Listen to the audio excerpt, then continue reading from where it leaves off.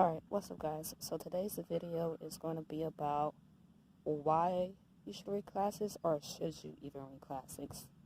And so I know for me personally, I don't really like reading classics, but I do see the purpose of why other people like to read them. And so for me, I know personally that I like to read maybe a classic a day, but not really, because for me classics are boring.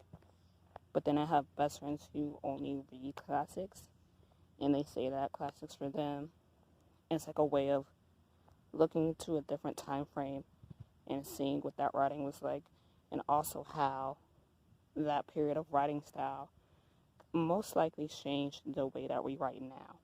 And that to me was pretty interesting, because you couldn't disagree with that statement. It's just because people do follow classics and see what made them become a classic and why certain people view them as classics. And people have a different list of what they deemed, well, not list, but more of a definition of what they deem to be a classic. And that's where this video comes in, and how it breaks down what is a classic, who decides what is a classic, and should classics be even called classics. Now let's get into the definition of what a classic is. A classic is something that can stand the test of time for a decade, 2 decades, even a century. And so some classics that you may be familiar of is To Kill a Mockingbird, The Scarlet Letter, Two Cities, or what's the other one? I would even dare say, or like The Picture of Dorian Gray. Those are like classics that people know, people love, people will fight you over if you say those aren't said classics. And so for me, I feel that you shouldn't have to read classics, but you should read at least one classic a year. So for me right now, I'm currently reading The Scarlet Letter, because I never had to do it for high school. And so I wanted to see why so many people like it. And it's alright. I'm halfway through the book right now, so I'll keep you guys updated when I finish it.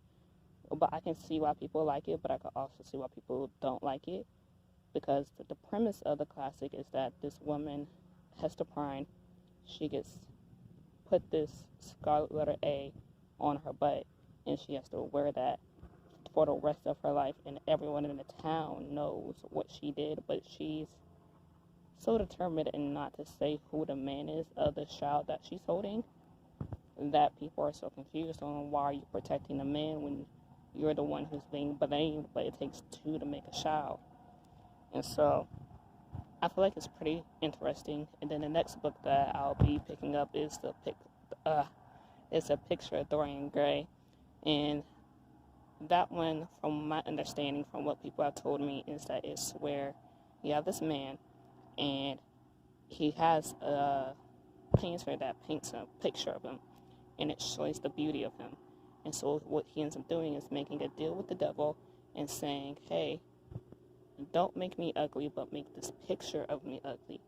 And that's where the whole story takes off. And it sounds really interesting. It sounds like a mysteries, and I love books like that. So I'm really hoping that I'll get into it.